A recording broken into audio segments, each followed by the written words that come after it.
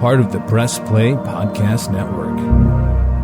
Look up in the sky, it's a bird, it's a plane, This is Jason J. Lewis, the voice of Superman on Justice League Action. This is Mark Wade, writer of Superman Birthright. You're listening to the Krypton Report.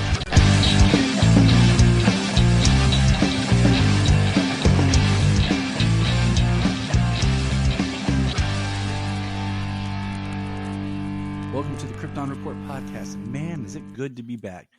It feels like we haven't recorded in forever, and I apologize, but we're almost halfway through October, and we haven't even put nothing out, and it's been crazy. I mean, we did put out on our Patreon. James and I, at the end of September, recorded the Flash film, and it's been crazy. Like since my new job, my life has been so busy, and these kids have had so much going on. But I am your host, Tyler, the Superman of Blue, the Man of Tomorrow, and with me is Mr. James Flippin' Cole, the Superman of Red. What's up, buddy? Hey, what's going on? Yeah, life has been pretty crazy the last couple weeks. Just so busy, morning to night, like never getting to sit still. It's true. I'm drinking my freshly made apple cider, so bring it on. That sounds delicious. It is. I mean, I'm drinking Sam Adams pumpkin ale, but Sam Adams. I went with the Sam Adams. The Imperial pumpkin ale, which is like 9% alcohol, is like really cool. 2 will get you feeling pretty darn good. But nice. You know. So we have a little bit of news and things to catch up on. So let's get to chatting, man. This is our first October episode, so we'll be kicking off something cool this episode. But let's get into this. First thing, Doom Patrol is returning Thursday. Because by the time this comes out, it'll be Thursday. Oh, wow. The end of Doom Patrol is upon us, which is the last. It is the last live action DC series besides Superman and Lois, isn't it? I think it is. It is. So, I mean, there's live action. Yeah, absolutely. It's been a little bit since our last chat, but I did finish watching Harley Quinn.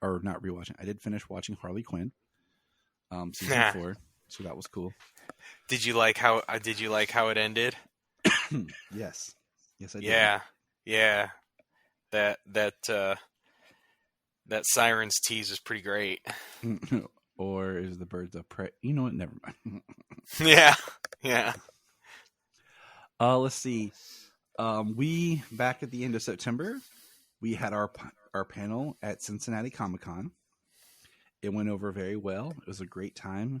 It was fun because I got to make some jokes about. I was glad there were people in the audience because last year they had my panel at the same time that the Smallville reunion panel was. So of course, no one in my audience is going to come see me talk when Tom and Michael are in the other room. So, absolutely. Yeah, that is just a sorry placement, man. That just hurts. Like, you just know. I was like, this is bull. This is bull crap, Baba. I want some pasta. Going to be explosions. New York Comic Con is coming soon. And they had New York Toy Fair. And we got to see some of the new Batman the Animated Series line that McFarlane has. But also, I'm waiting for them to actually announce when the Batman and Robin line goes on sale. Because they did show that, and that line looks really good. And I am going to buy that whole line. Because I have a shelf, okay? That's like my Batman movie shelf. And one side has all the different Batman, and then the other side is at least one version of every live action Batman villain. So I have the figures from The Batman and the Dark Knight trilogy.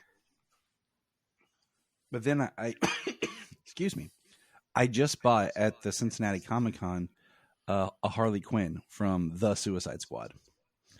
It was the Build-A-Figure King Shark. It was only $10. Nice. So I bought that figure because, yeah, it was $10. Yeah. See, when I would be out and about, and if I could find figures like that for the cheap, I would get them. But like when they come out, like I can only get a certain number of them, a certain amount, you know what I mean? So like when it comes to like those Batman figures, I'm on the hunt for that that one Bane figure from The Dark Knight Rises, the one with the coat, because I'm not buying all 4 figures to build the 5th one. Yeah, because I can't. You know, my thing, that's part of you know, we will be in Motor City in November. That's one of the things I'm looking out for. So that'll be fun. Yeah, I half expect that to be a present at some point if I don't get it before you do. I know you, Tyler. Dang it, Tyler. Right? But my thing is, like, so I pre-ordered my Aquaman figure for Aquaman Lost Kingdom, and it's just Aquaman, right? I just went with the Aquaman. But I pre-ordered it from GameStop because being a pro member, I got it at a cheaper rate, and I used my $5 a month coupon. That's really, I'll be honest with you, I sign up for the pro membership every year. I get points and stuff if we trade games or buy new games, like. But then I turn around and use those $5 coupons and stuff to just buy McFarlane figures because they're finally starting to restock. That's what I used mine. That's what I've used mine for. So they've been starting to restock stuff. All right, what else we got? Okay, so let's talk about some. James Gunn came out on Threads. He's very active on Threads. And basically stated that nothing is canon to his DC universe until Creatures Commando. Now has been. Why am I coughing so? I have not coughed until we started this. I was like, "Dang, Tyler!" Like, pass it over here, dude. Yeah, for real. No. Maybe this isn't cider, Junia. Did she spike your cider? Got your throat burning. There has been some conflicting things about, you know, Jaime Reyes, and we'll just wait and see. That's all I'm going to say. But he said that nothing is canon until Creature Commandos in 2024. So I guess we are getting Creature Commandos in 2024. So that's something, because that's something to look forward to. And that's what I was trying to point out to Brian. I don't think he caught at first. He's like, "Oh, okay." So I was like, we had no idea when it was coming, and as far as we knew, all we had in 2024 was Joker 2. Yeah, I mean, we're hoping for the Penguin. Yeah, I mean, I'm still hoping for that, you know, but I think we will get that in 2024. But you know. I would love to see Creature Commandos, the Penguin, and maybe Waller. Waller is what I was hoping for. That's it, the whole year. You know what I'm saying? Well, just knowing that Creature Commandos is coming first. Yeah. You know, Peacemaker 2 is put on the back burner for a little bit. With him having to work on Legacy. Yeah. I think he started Peacemaker was his baby. And which we all know was way better than the Suicide Squad. I mean, it makes it's one of those that what works better, long format storytelling, or you know, a movie. Well, also who's telling the story in long format as opposed to movie short format. And because here's my thing, I think there's. Because he does a lot of good character work with ensembles, but if you give him time to breathe with them over the course of a series... Which 8 episodes was fine. I feel like that's my problem with certain long format storytelling. Like, it's too slow. They're not giving me enough work or not enough story that I don't care. Like, I get tired after a while because nothing's happening. But his Peacemaker was paced very well. Yeah. Now, there was an article that came out today in Variety that basically states that none of the main actors who are in the Justice League will continue their roles in James Gunn's DC universe. We kind of all suspected that, and Of course, now everyone's talking that Momoa is going to be auditioning for, or is going to be Lobo, and I'm like, okay, I don't really care, because I feel like he injected so much of that Lobo energy into his Aquaman that, like, I mean, Yeah, but if he really gets to open that up for a Lobo, because with what James Gunn does with his movies and like his sensibilities, his comedy, things like that, and how far he's willing to go, his Lobo will definitely be like the main man. I mean, yeah, the main man, dude. Like sex, drugs, alcohol, and killing MFers, man. So just James on a Friday night. Yeah. James on a Friday night. Ba-boom, boom.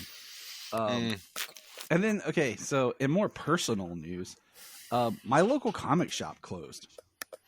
Like, I got a call in the I think it was last Wednesday, and he basically said, hey, the shop's closed. It wasn't even going to be, I was like, oh, so when's the last day? He's like, no, I already closed it. And I'm just kind of like, oh. So I'm really at a loss of what to do about my books, trying to keep up. And, like, I'm trying to figure out what I didn't have because I already had some stuff pulled. Like, a couple of the books that we'll talk about, like, I already had pulled.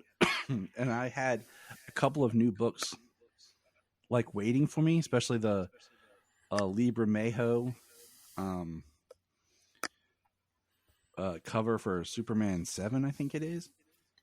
And okay. So I'm just like, I'm kind of at a loss. And what's funny is you and I had talked, and it's been, oh my God, it's been too long. But I brought up something to you and I asked your opinion on it. And what I asked you was, has the app killed comics? And this is helping. This is where it's hitting me a little bit harder now, is because I'm at a point, and I'm getting pissed off because it's becoming so difficult to get my comic books now. Right. They keep churning out so much, and some of it's not good. And they keep raising the price of the books. And I'm just like, do I want to, like, I love the thrill of going to buy comics, but I'm at the point where, like, I'm already paying for this app and I'm just a month behind on the app. Do I just want to wait? Because you brought up a good point, and I'm going to let you roll with this, but what are your thoughts before I keep going? I mean, it's tough when you think about it. Like, I mean, with the app, I get to read all of the books across the line. I get to read books that I can't get my hands on. The accessibility of comics with the app. I mean, especially talking about combating the rising costs. It's difficult. You know what I mean? 1 month behind is not that bad. And especially like if when it's about to come up, so I'm going to find out here very shortly, if I can pay, if like this upfront cost, like jumping in at the very beginning, like a lot of us did, if that cost carries over, because they had done that previously, like when you jumped on right away, that cost was you had a lot of savings, and it kind of gave you that annual cost that's the only thing you would have to pay. You know what I'm saying? Yep. So if that cost is one time for an entire year of these comic books, that's a lot of reading to be able to get in, a lot of stories to keep up on. I buy, because all I can really do is buy the Superman books, Action, Superman, John Kent. It's hard to pick up other books. I was a while back picking up the Nightwing book by Tom Taylor. Since then, I've only kept up on the app, and I'm right on it. I finished Dark Knights of Steel. Yep. The 12 issues on that, but I'm kind of happy that that's gone. That's a $5 book. And I mean, it was spread out for the length of the run, more than the year. Not quite as long as Doomsday Clock. Nope. But it was spaced out a little bit farther than once a month. So, but yeah, it's I can't pick up anybody else's books. Like I can only pick up the Superman books, and then they come out with other Kryptonian books and the family books, Steelworks, Superboy, Power Girl, just dropped the special and issue 1. Yep, we'll talk about that a little bit. Excuse me. Books I would really be interested in reading and picking up. I'd be really interested in reading and picking up, but it's not feasible. I mean, the time to drive across town to get my books, the gas, the cost of the books, when in 1 month I can read them. Yeah. And like you said, you made a big point to me, and Brian made this point, and that was. I was gonna say, we had this conversation a while ago. If I didn't hit that point, let me know, and I will definitely tackle it. we talked about how individual issues take up space, and they're just sitting in boxes. But like buying a trade, you're just more apt to go over to your shelf, see the spine, pull it off, and read a one-sitting story instead of going through all the individual issues. Because I already told you, like, when we review later on, when they do this new Batman 89, and when they do the new Superman 78 Part 2, whatever they're going to call it, like, I'm just going to wait for the trade. I'm not going to buy the individual issues. I'm gonna read them when they come out on the app. That's for damn sure. Yeah, I want the trade on my shelf. And I feel like that's kind of where I'm going for specialty books, because they don't like when they made the New 52, they wrote for the trades. And it was very easy to follow, like volume 1, volume 2, and just kind of go with the trades. And they haven't been doing that. They kind of got away with that a little bit in Rebirth. No, yeah, they're more story titled. And as opposed to volume 1, volume 2. Exactly. And I'm just kind of like, it gets confusing, because then you start buying the same book twice or whatever. So I'm just kind of like, I'm going to buy trades for like specialty books, kind of like Dark Knights of Steel, those type of things. But yeah, has the app killed comics? I mean, I think if we, along those lines, I think if people were to still, of course, pay for the app so we could read our comics. And I do like the variety, like keeping up with everything now. I in my history, I'm reading the Blue Beetle books, the new Birds of Prey that came out, Green Arrow. I finished Riddler Year 1 from the Batman, Cyborg, Tom King's Penguin, Hawk Girl. I read the entire Night Terrors run. I even read Fire and Ice. Nice. And you know what I mean? Yeah, Fire and Ice come to Smallville. And I would never pick them up, because that's not something I would be interested in buying and owning on my shelf without reading it. I don't have that connection to those characters. It's just, but here I have the access, the ability, it's paid for, to really do it. And it really actually opens up my DC world reading on the app, and then great stories that come here, I can get the trade on my shelf, and I can still invest in those comics. Mm-hmm. Yep.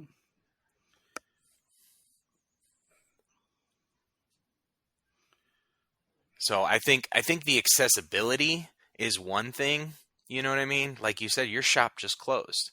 So unless you're going to buy comics, pay for shipping and stuff, and have them brought to you physically, you have the accessibility right in your hand. Yes, you do. So, I mean, it's hard. I mean, I think it's going to hit definitely a group of people when it comes to the whole thing. But I think as a medium, I think it does actually open up some of that accessibility to people.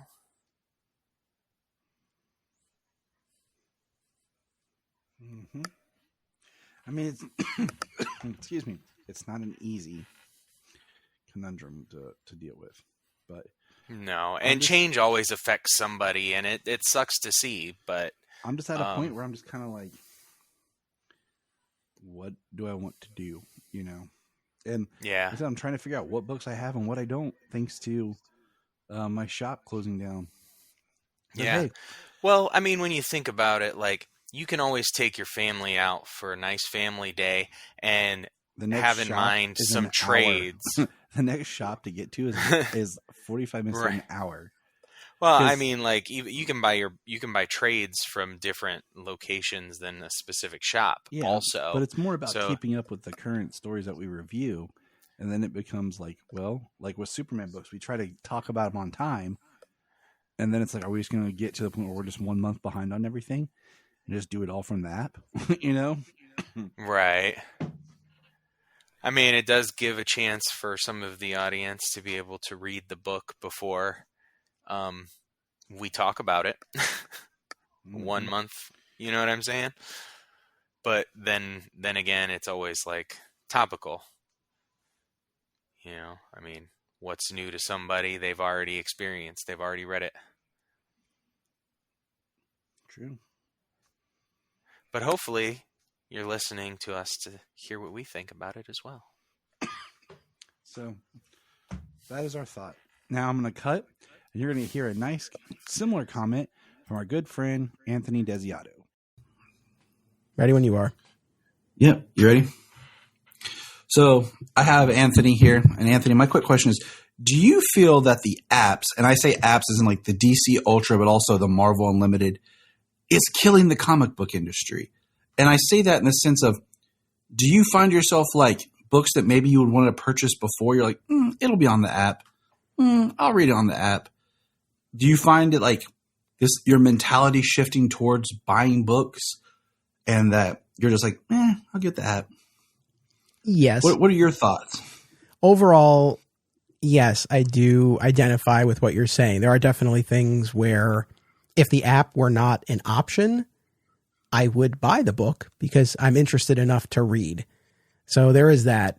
But at the same time, I don't know if I would go so far as to say it's killing the industry, mostly because through my other project, right, I've talked to a lot of comics retailers, and I've not talked to all of them. And so I'm not saying that this is meant to capture the entire experience of all retailers, but at least from the ones that I've spoken to, because that was my question to them, right? Because every time the question of digital comes up, or the apps, or whatever the case may be, it's always, well, is this going to hurt shops? Or people, not going to buy? And consistently what I've heard from them is that they haven't seen those effects on the floor, you know, maybe to the degree that we might expect. And that essentially they're serving different audiences, and that the collectability aspect is still driving so many people, or people might sample something digitally, right? So it might be a way to sort of get people in, but then they need guidance, or then they want to get the physical copy. So again, personally, do I know that I've bought less physically because I have the app? Yes.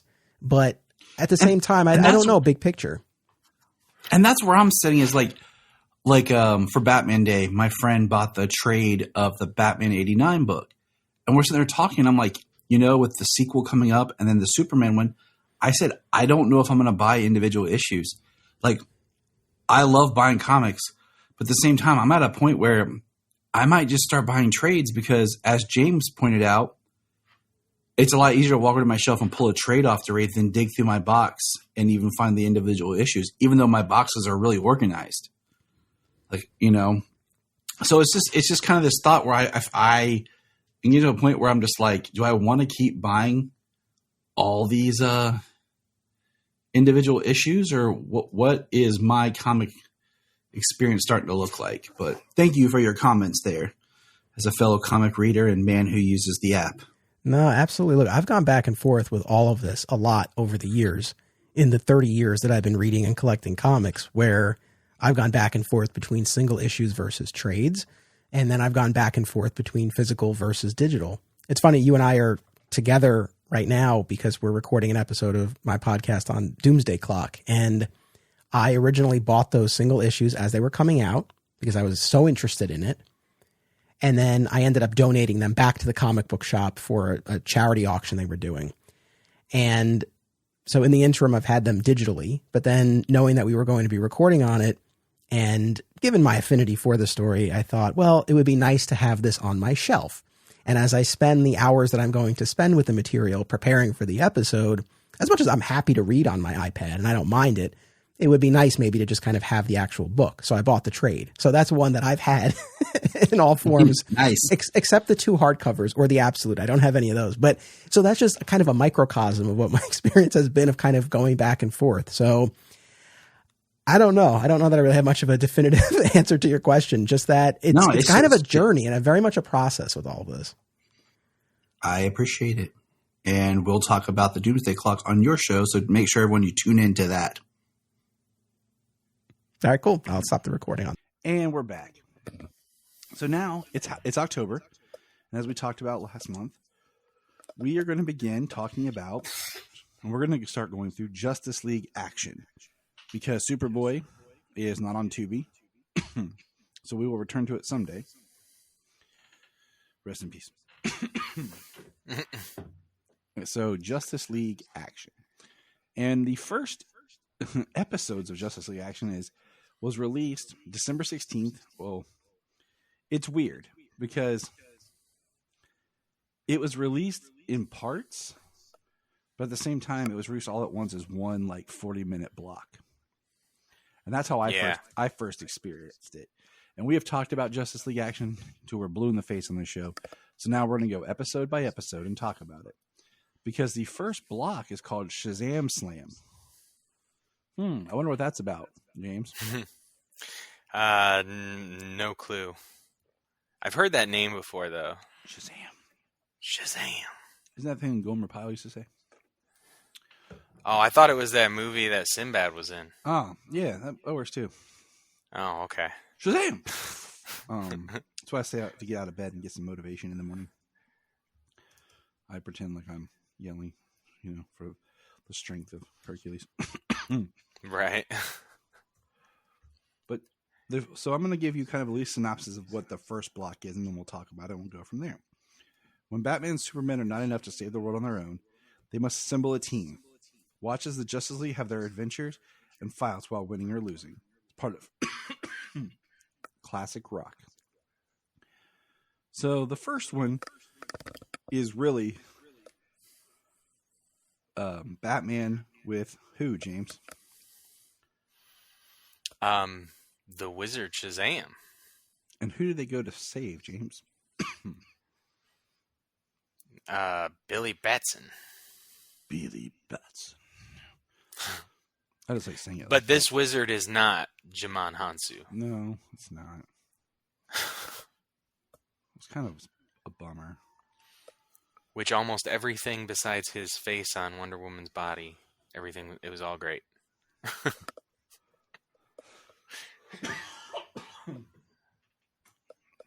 But tell us a little bit about it, James.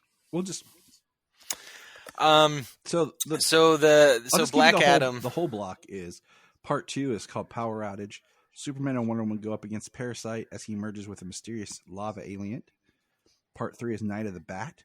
Working with Green Arrow, Batman chases down Jin Unthul and suddenly disappears. Where Batman, he defeats Booster Gold, Wonder Woman, and Cyborg in his plot to the Hall of Justice. Core temperature, the Earth's mantle. And part 4 is Above a Bait and Switch. Superman, Batman, and Wonder Woman pursue the remaining Jin, where they plan to reopen I can't even say it's Calathos, and they drain Superman and Wonder Woman of their powers. John Constantine arrives to help, and so does Black Adam and Shazam. So go, James.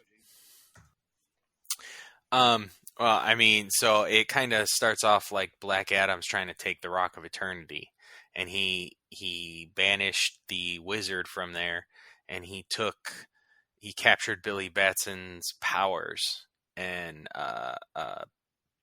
took over the Rock of Eternity and held Billy Batson prisoner. And in so doing, he released monsters from the Rock of Eternity on Earth. And in this respect, it's really like if he released the 7 Deadly Sins from the Rock of Eternity. But I think because it was more of a kids show, I feel they went the route of the Jinn, the different versions, the different enemies that they faced. The one who merges with Parasite, the one who takes over Batman, and the other ones that they fought at that mountain, that volcano. But Batman rescues Billy Batson, gets him his powers so he can turn into Shazam. It's just it's pretty cool. It's you get to hear a lot of people. It really spans a lot of the DC universe right in this first block, getting Constantine and Swamp Thing, and Plastic Man, Green Arrow. There's a lot of people involved in this first block of episodes. What did you think of them, Tyler? I thought it was fun how they kind of all, this show, as we'll get through it, doesn't always connect. But these 4 episodes kind of do, because we start with Shazam and Black Adam, and then we kind of end with Shazam and Black Adam. And you had pointed out before that the sins were kind of replaced with Jinn. Yeah.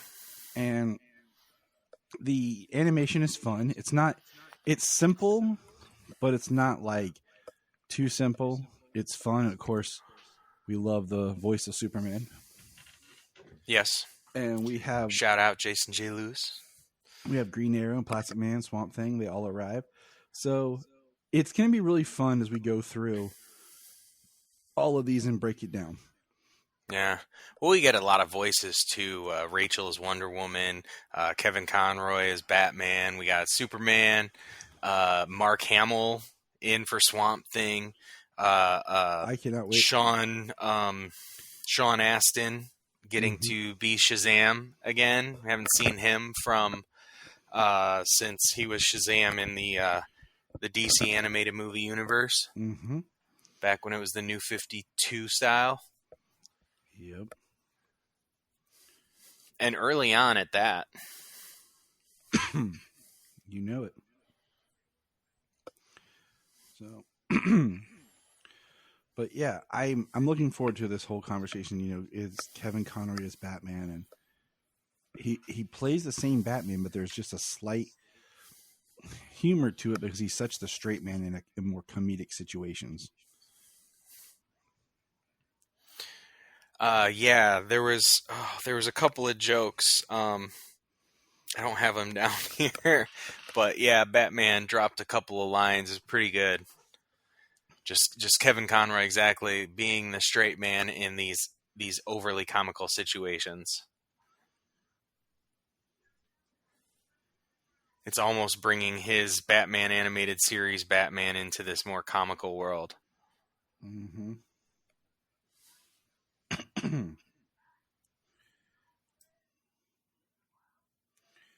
All right.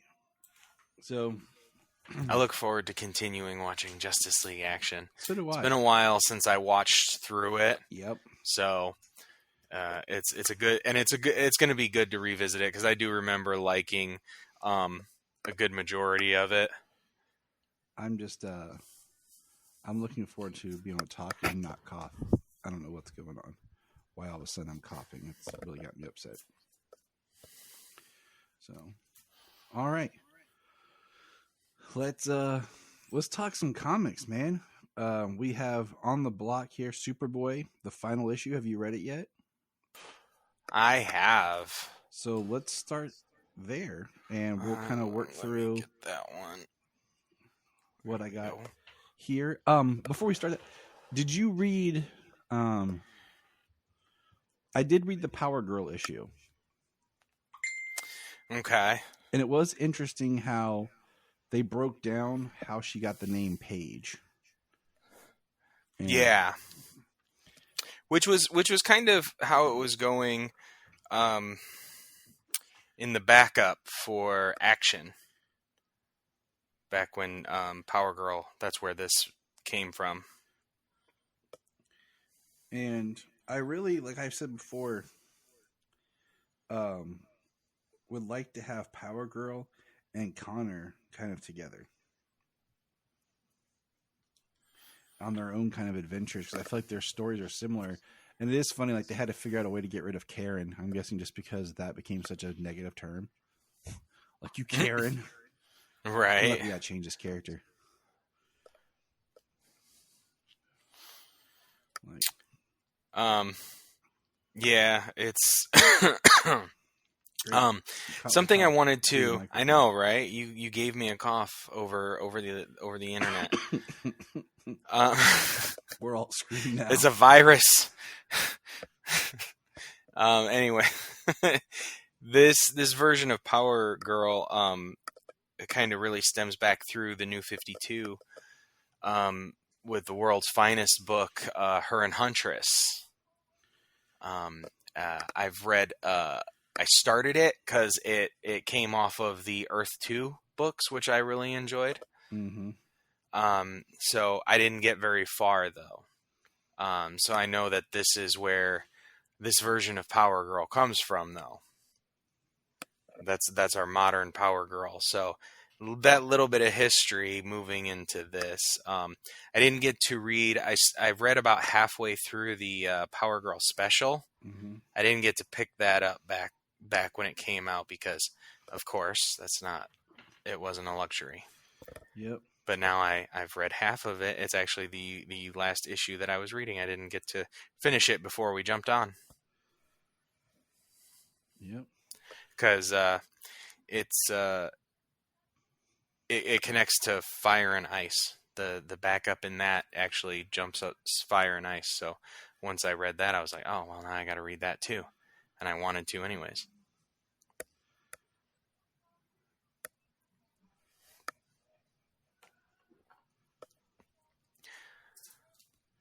So, sorry, Power Girl #1. Is that what you're talking about? Yep. It was interesting, but the whole, like, them on the boat thing was odd. But, all right. So, let's get into, did you read World's Finest? Any of the World's Finest 17 or 18? Yes. Yes, I did. All right. You take the lead here with 17. Well, I try not to cough and die. Okay. Well, I was bringing up Power Girl on my tablet here, so let me get to World's Finest 17 here.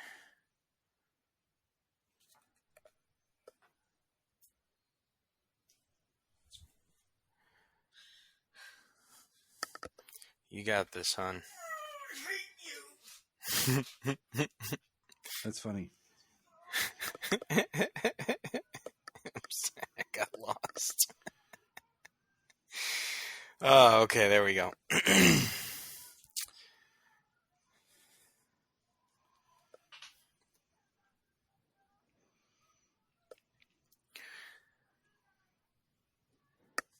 So yeah, World's Finest 17. They're battling New Mazo, the showdown. We got Supergirl in here fighting Batman, Martian Manhunter. They're all fighting New Mazo while Magnus is trying to find the way to beat this thing. They're trying to find the way to beat New Mazo. All their numbers. Morrow says it's not possible. He says every scenario, New Mazo wins. Yep. But they like Batman, Green Lantern, and Shazam are on their way in. He says stand down. They're trying to keep them away from New Mazo, trying to like power him up. But they bring in all of these, all the robots, all the robots in the DC universe. Yep. Any form. to come in Where's the and Mazo's fight interesting? Mazo. Just 'cause- New Mazo. They've even Yeah, got the Robot original- Man here. A Mazo here to fight New Mazo. But like he's ripping through everything, and they bring in the original Amazo.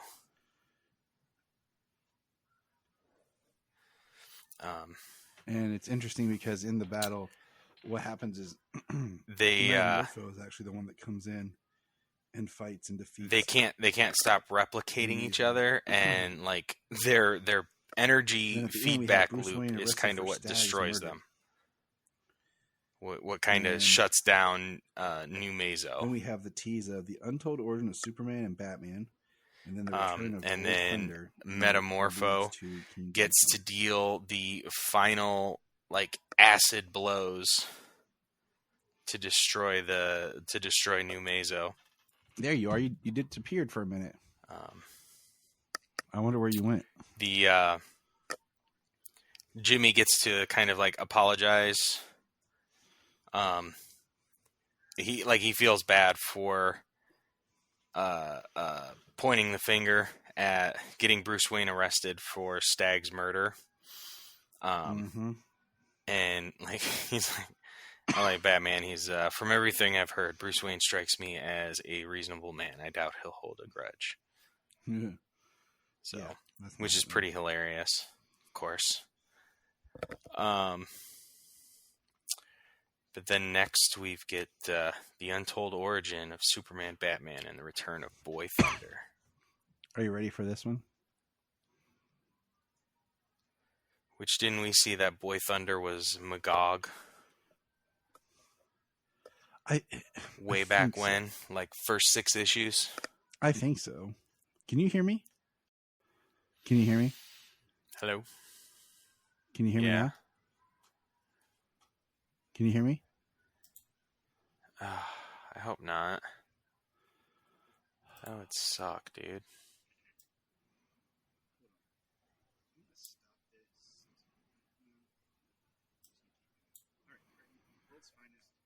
Hey, can you hear me? All right. 18. I really hope we didn't lose everything. I'm really pissed. Hold on. I'm going to stop this.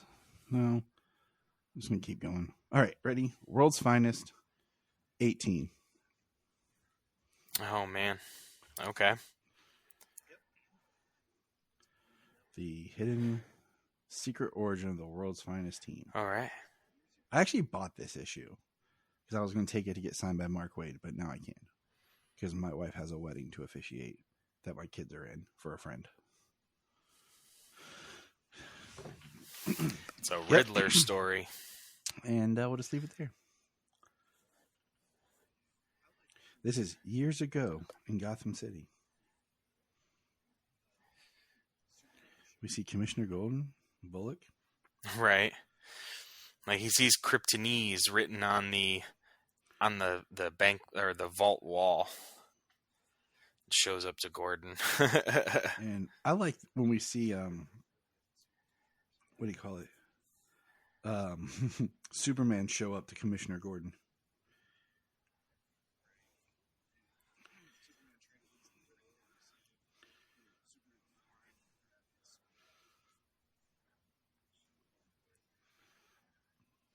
He doesn't realize it's Superman at first because he makes a comment about his skills and everything.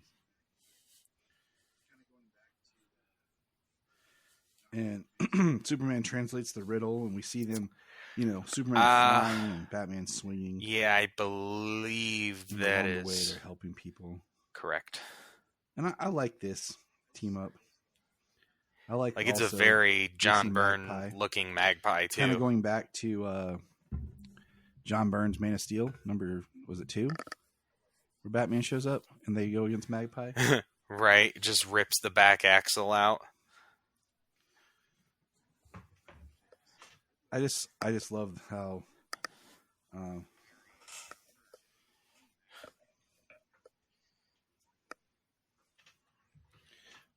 I love how he just catches the car from the bottom.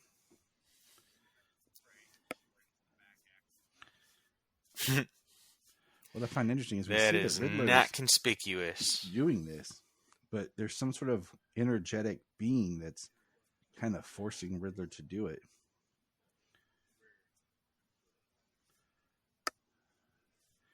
And then we have Wayne Kent asked show up at for the home him. of Bruce Wayne. Asked for Clark Kent to come to his home.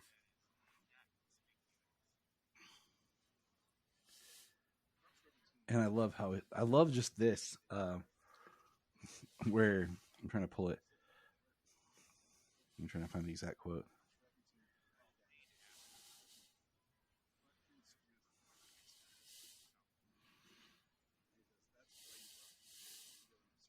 And he says, cross-referencing the majority of them begging for or end at the planet's office for a specific apartment building on Clinton Avenue. Cross-referencing that data with the planet's personal files, Clark Kent is Superman's most likely disguise. And he says, that's why you brought me here. You have an absurd hobby, Wayne. Sorry to disappoint you, but if that's all you have to offer, there's one more thing you should listen to. A man wearing noise filters, Mr. Kent. Noise filters? Why? Or nose filters, sorry. So I can breathe. Yeah. I filled this room with I do too. knockout gas a half hour ago. Don't worry, Clark. Your secret's safe with me. In fact, quid pro quo, I have my own. Oh, I know. See him use his X-ray vision. Should we take the stairs? And there they are in the cave together. I like it.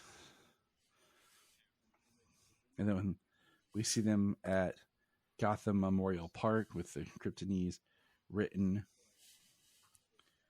and we find out there's an abandoned ship on Port Street. They go there. There's the Riddler.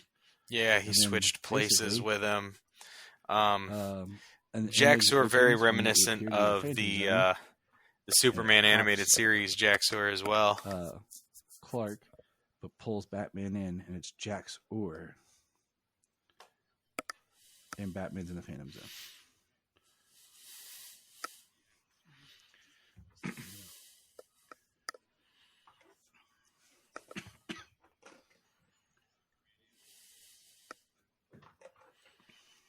Yes, he is. As a whole, right. like, I thought it was written pretty well. We got so let's much talk about, inner monologue of this Superboy Superboy, on the his final journey. issue. What do you think of it? Just Getting to see what he could be like if he was like such a weapon as Trav is using his cloned body for, with his robotic powers and everything, to kind of like even add to it, to Superboy's capabilities. But, I enjoyed this story. Connor using his tactile telekinesis to really stop this blast from hitting the ground, and like it's like a pretty much it was a planet destroying a huge chunk of the planet or worse. Like it was pretty cool to see Connor get like some big time action like that. The way he cared for Trav and as well as the other Cosmeteers. It was really awesome to see a whole crew of Green Lantern. Got to see Kyle and Guy Gardner up front and center.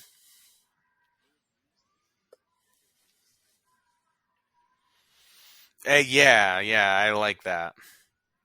I don't think that's the last we've seen of Trav.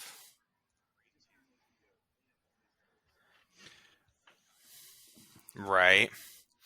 But yeah, it also nice really to, makes like, awesome sense that it's a Superboy. cloned version of him with a cybernetic, That's one of those things.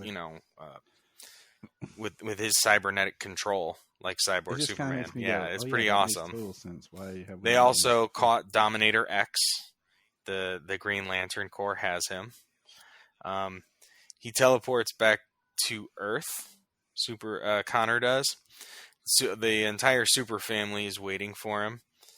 They give him a new cool jacket to match everybody else's.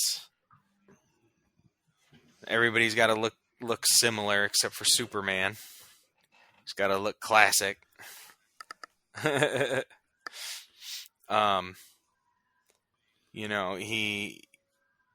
It's a really nice time with the family. And then, my name is Connor Kent, Superboy, and while Earth might be my home, this whole universe is new to me. It was really fun. Yeah, OG with. I liked the conclusion.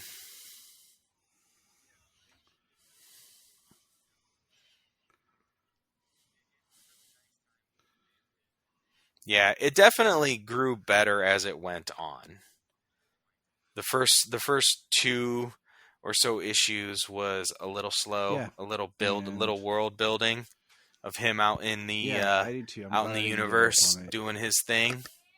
The book worked very well, but it definitely built up, and it ended really well. I did.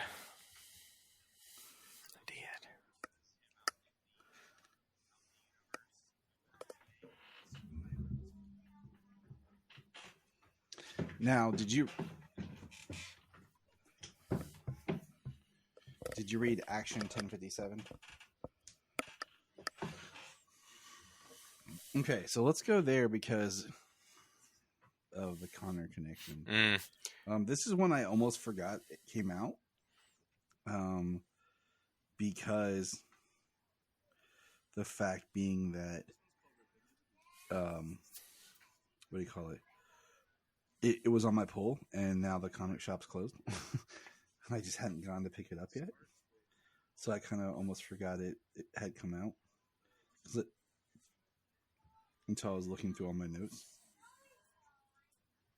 So this one's called Revenge of the Demon, and it's the start of the next epic.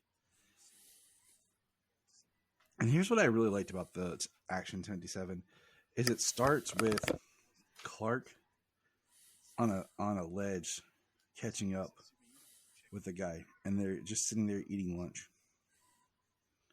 Clark's eating some chips. Yeah, that was really cool. And they're sitting there. He's talking to him about his son's problems, and how, the dad. Yeah, like I don't believe he's there, making sure he's going to work and not committing crimes. I think that this guy turned his life around, and he appreciates that for him, and he's checking in with him, seeing how his life's going. And I'm like, that's Superman. He has a genuine interest.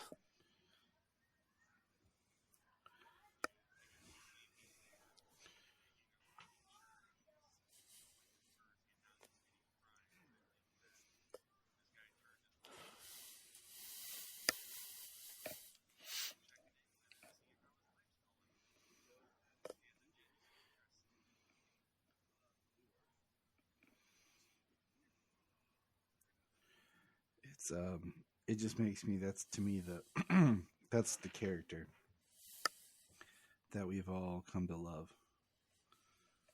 So, but we go that the leaders of Blue Earth want to give an interview, and they're going to do a on-camera interview with only Clark Kent.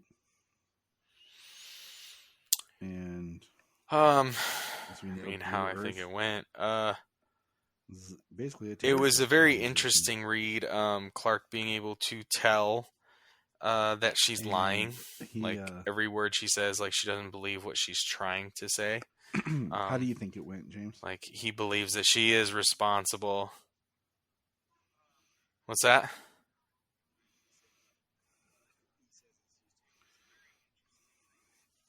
Yeah, it's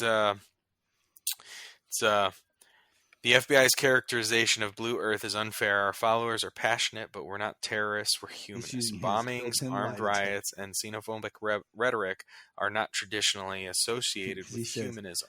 I've never asked my followers to hurt anyone. Lie. And I've certainly never committed violence myself. Lie.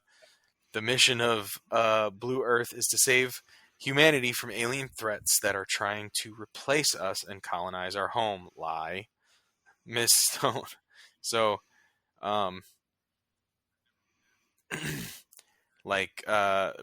He's Miss Stone. Blue Earth rallies have directly led to assault, aggravated assault, and attempted murder of War World refugees.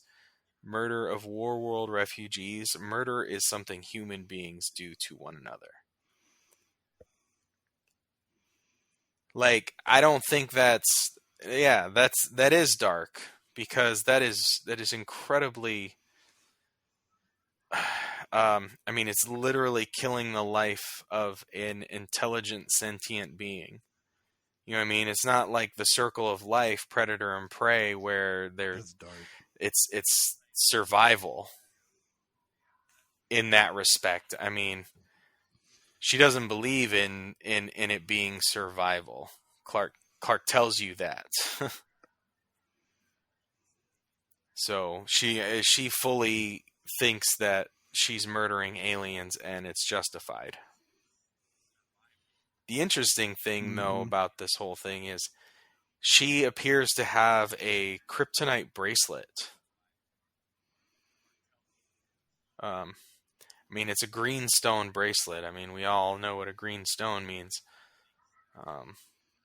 So the fact that Superman sits in this room with her the entire time while she has a kryptonite bracelet on.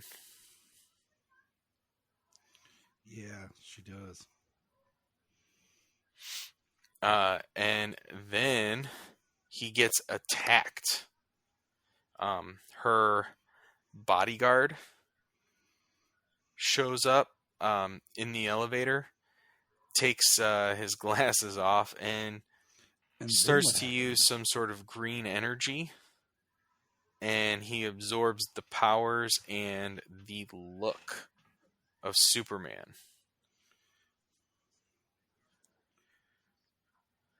Yeah. I'm going to show this world what happens when people put their faith in a monster. So, yeah, I mean, that's crazy, though. Just literally just trying to look like Superman and probably commit atrocities to try and discredit Superman. I know. I mean, yes, I do feel. I'm hoping that that Johnson here is got a new angle to do this when it comes 10:58. I'm just like, haven't that been done before? Come on, dude. Where we go from here.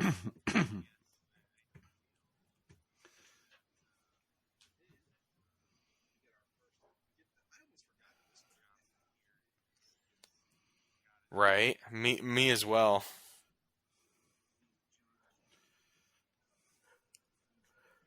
Yeah. I'm like, come on, dude.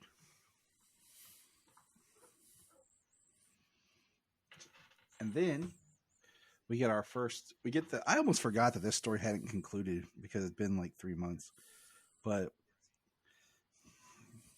the John Kent, young John Kent, with being kidnapped by Galiana, and Superman had shown up to save him. They bust out, and then of course Doombreaker is about to attack Lois on Earth, and he gets pulled away by a mysterious orange. I thought she had actually killed her family, so it was surprising for me to see her family show up the way she did, the way they did here. So it kind of makes me wonder as to what has been going on this planet. Maybe her family was ruling and she locked them away or something. I'm very unsure, but this voice here also delivers Doomsday to her, Doombreaker to her. Yeah.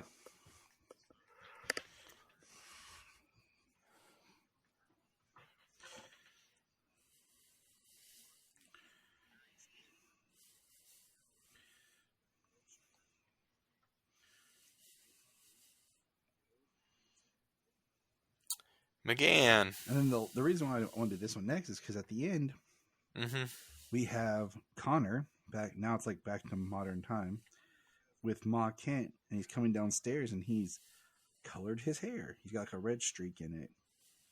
And basically, he goes and meets up with McGann, who looks really different, but looks cool. And they have a fling going.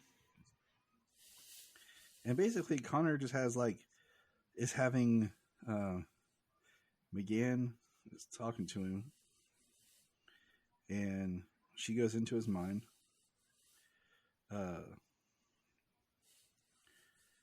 She asks him if that's what he wants, but Connor keeps having this dream where he's fighting Doomsday, and he dies the way Clark did, and they see his funeral, and it bothers him, and he goes into a whole speech about how he doesn't even know who he is, and it shows all the different kind of versions they've done for Connor. The original Connor Superboy, the black T-shirt, the evil black T-shirt, a couple others, and then the New 52 bastardized version. And he talks about how I only exist because someone wanted to back up Superman. Now Superman has an adult son. I go to Superman's old high school, sleep in his bed, live with his parents. And when I look in the mirror, even my face is his. And I'm supposed to be Superboy my whole life. And he just basically has a breakdown, which I think is so interesting for this to be the next story after the one we just got. Unless this takes place before that, because then he basically tells McGann to basically push off. She calls him Connie. That would piss me off too. And he flies away.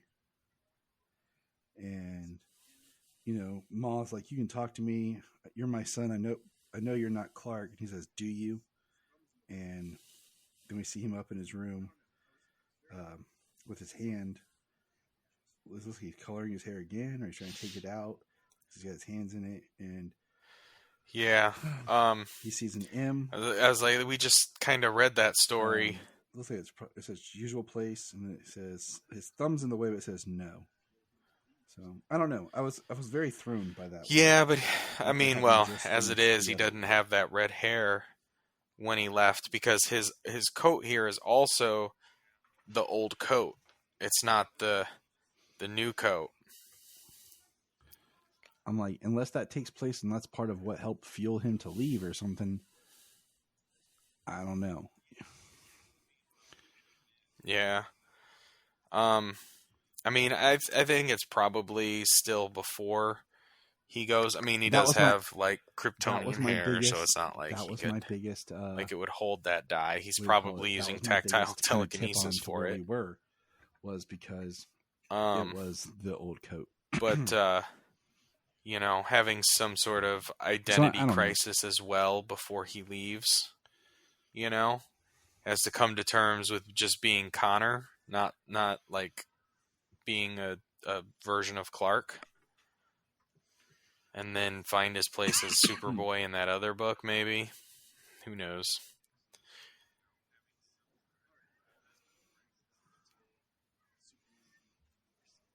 Mm-hmm.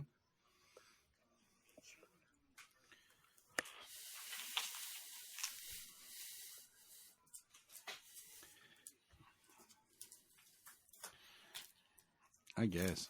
It's heavy. All right. Last book on the docket today. Superman number 6. The Chained One Part 1. And I'll tell you my first thought about this is I didn't like that they changed the art. I did not like the art for this. It's not horrible. I just don't think it's as good as what we had. And this was the one that picks up where Luther got shanked and is being taken to jail or to the hospital where he got shanked in prison. And Clark's already feeling guilty. And basically, the gist of this is you find out that Luther has somebody prisoned in the basement of Supercorp in a giant box wrapped in chains. And Clark goes down there and, opens it up. And we have him basically coming, opening this guy up. Lex is in bed yelling, Superman, save me. You can hear Lex. Redirects it. He says Lex Luthor, and the guy goes crazy. He looks like a Jacob Marley in his chains. he's strong, even though he's got some sort of tactile telekinesis type power because he stops Superman's heat vision and basically wraps Superman in the chains as he's flying up, and then we just see him kind of up in the air and he's got the chains around him. And then Luthor wakes up and says, "Superman, what have you done?"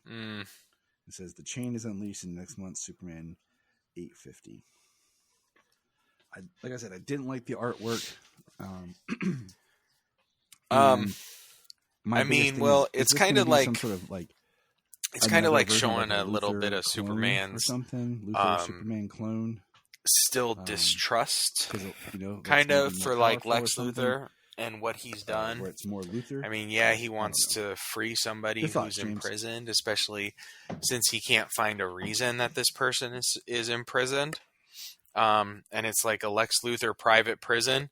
Like it just doesn't add up for Superman in the least. Like it can't be anything good, I feel. It makes sense. So, right. So, he definitely goes to release him, and I thought he was pretty powerful because especially this version of Superman we know kind of got that power boost off of Warworld. Obviously, he never watched The Flash. It never does. It's always one up. Oh, that's how the storytellings always go.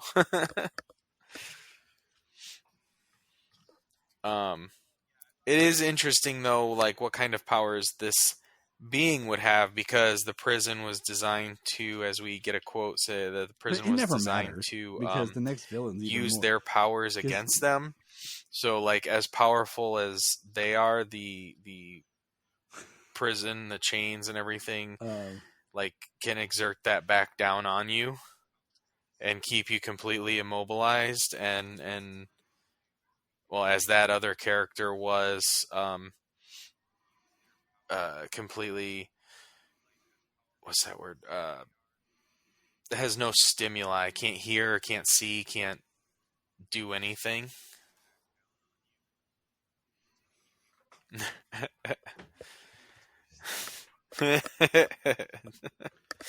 So I'm interested in what this character is and where it came from.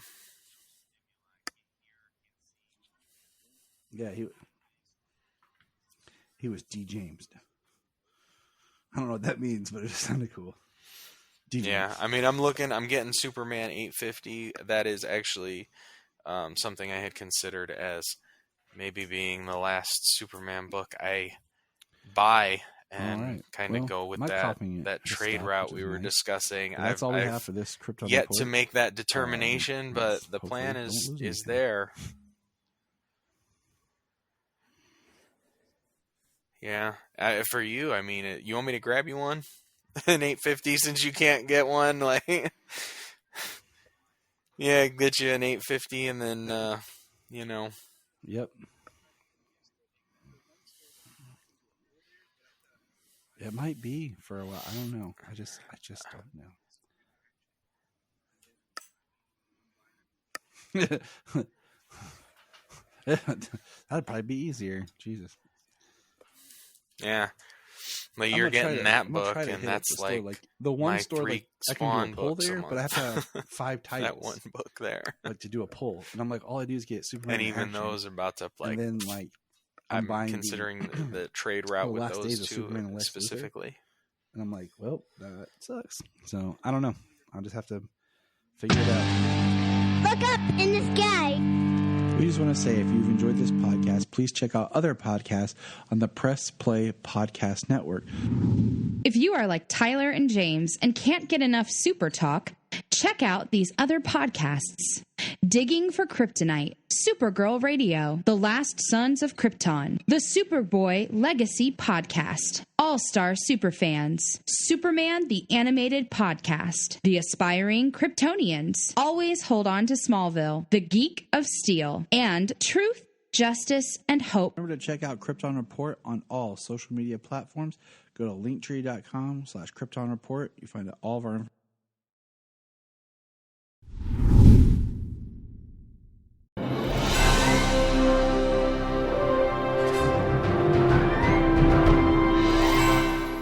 What's up, everybody? Chase Smith here from the Chase Smith Podcast and Cavs on the Break NBA Podcast. And I'm JD, host of the Hyman Podcast, part of the Press Play Podcast Network, and we are super excited to bring you a brand new show starting next Tuesday, the Fanfare Podcast. The Fanfare Podcast is all about your favorite movies and our favorite movies and the best moments in cinema. To help guide our discussion, each episode will feature one classic, and we will grade this movie using a report card-like scale A through F. We're going to be grading categories like acting, directing, cinematography, the score, and even the movie poster itself. And when we're not featuring a movie report card, we'll be sharing our movie rankings, franchise deep dives, actor and director interviews, and everything in between. Movies have been a major part of our lives, and we cannot wait to share our thoughts with you. Our premiere episode will drop Tuesday, June 27th, and JD and I will be reviewing Raiders of the Lost Ark in preparation of the release of Indiana Jones and the Dial of Destiny on June 30th, the 5th installment of the franchise. Join us on the Fanfare Podcast, available on Apple Podcasts or wherever you listen to your podcast. Hello, Brooks here with the Books with Brooks monthly book club podcast. Here's how Books with Brooks works. We read one book a month, and then we talk about it. Classics like Stephen King's The Shining, debut novels like We Are the Brennans by Tracy Lang, and tons of other compelling, life-changing stories, one book and 1 month at a time. So come read along with us, and then listen in. Here at Krypton Report, we believe in the power of podcasting, the power of speaking your voice and speaking something that comes from you. So here's a couple of podcasts you can check out with people sharing their voice. I am Brian Peters, the creator and host of Gravely Amusing. For the past 30 years, I've studied the history of gods and monsters in pop culture and our world. As a student of theology and history, I've tried to understand evil and its impact on us. As a writer, I've tried to share this knowledge. As a comedian, I've tried to make people laugh as I do it. But as a man-child, I'm still that scared 7-year-old boy. Join me as I share the history of horror and sci-fi, discuss classic and modern pop culture, and share a creepy story or two. This podcast may scare you, it may horrify you, or it may leave you gravely amused. Listen to Gravely Amusing on Apple Podcasts, Spotify, iHeartRadio, and wherever podcasts are found. Follow us on Twitter at Gravely_Amusing or on TikTok at Gravely Amusing. Hi, I'm Taria Maynard, and this is my co-host, Jania Patrick. We're a couple of sisters in Central Ohio who created a podcast. Our podcast is called The Confessing Heretics. The basic premise of the podcast right now, as we see it, is we're going to talk to you guys about our stories in religion, would you say? This podcast is about sharing our truths, our religious traumas, and our histories. We'd love for you to join us on our journeys as we talk about our pasts and discover more about ourselves along the way. We will be featured on Facebook, Instagram, TikTok, and YouTube. Just look for The Confessing Heretics. We have a $1 Patreon. Yes, I know everyone asks for money, but our $1 Patreon each month gets you commentary tracks for releasing movies, DC movies. It gets you my Requel series where I pitch ideas about movie sequels, prequels, or whatever. It also gets special bonus episodes of whatever else some of the friends of the network chime in and drop. So check that out for $1 a month. That's all we ask. Keep it cheap, keep it simple, and help us keep going. Check out the link in the show notes or Patreon Krypton Report. Follow the link in the link tree or in the show notes below, patreon.com/Krypton Report. This is Dan Jurgens, and if you want to have a good time, keep listening to the Krypton Report.